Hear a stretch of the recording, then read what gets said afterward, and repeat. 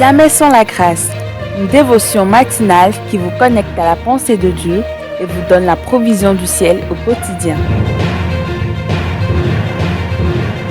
Bonjour chers amis internautes, c'est un plaisir pour moi d'être à votre compagnie ce matin. Bienvenue dans votre dévotion matinale, une nouvelle journée, une nouvelle provision.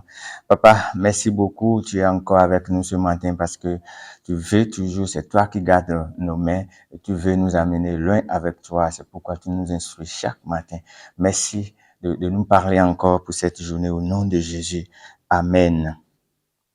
Bien-aimés, nous sommes en train de voir les choses entretenues. Et hier, nous avons parlé encore d'une chose entretenue, et c'est l'homme de Dieu, notre responsable spirituel. Ça peut être notre pasteur, ça peut être notre apôtre. En tout cas, c'est lui qui est chargé de nourrir notre âme chaque semaine. C'est de ça qu'il s'agit. Et nous avons vu un bel exemple chez les Philippiens qui à chaque fois pourvoient aux besoins de Paul, sachant que Paul est un homme et il a aussi des besoins. Et donc, chaque fois quand ils prennent des décisions, ils pensent aussi à la situation de Paul. Quand bien même Paul ne leur fait aucune demande, Paul ne commande pas, mais eux, ils savent que il a des besoins et ils pensent à lui. Nous allons lire un passage dans la Bible, 1 Thessaloniciens, chapitre 5, le verset 12, qui dit ceci, 1 Thessaloniciens 5, 12, qui dit, nous vous demandons, frères et sœurs, de reconnaître ceux qui travaillent parmi vous, qui vous dirigent dans le Seigneur et qui vous avertissent. Ayez beaucoup d'estime et d'amour pour eux à cause de leur travail. Soyez en paix entre vous. Là, c'est Paul qui fait cette demande-là aux chrétiens de Thessalonique. Et c'est vraiment important. Ici, il a parlé du verbe reconnaître. Et dans ce contexte, reconnaître, ça signifie distinguer, mettre à part, différencier. Donc, il demande de ne pas mélanger ces hommes-là, de ne pas les confondre à d'autres. Bien-aimé, ton responsable spirituel, il n'est pas n'importe qui.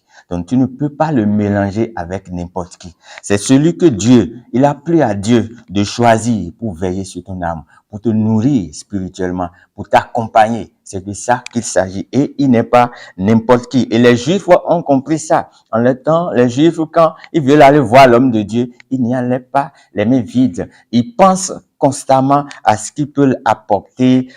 C'est ça, un Juif. Un Juif.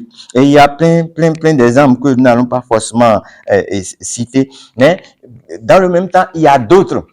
Il y a d'autres aussi, eux, leur préoccupation, c'est de prendre des hommes de Dieu. C'est de prendre des hommes de Dieu au lieu d'entretenir comme la Bible demande pour eux, c'est de prendre sans cesse. C'est ça ce qui les préoccupe. Et là, Paul va parler aux Corinthiens dans 2 Corinthiens 11, le verset 8. Paul va dire, j'ai dépouillé d'autres églises en recevant d'elles un salaire pour vous servir. Là, il parlait aux Corinthiens. Corinthe, l'église de Corinthe, une église où il y a beaucoup de difficultés aussi. Et cette difficulté aussi en fait partie. Les Philippiens apportaient de l'aide à Paul.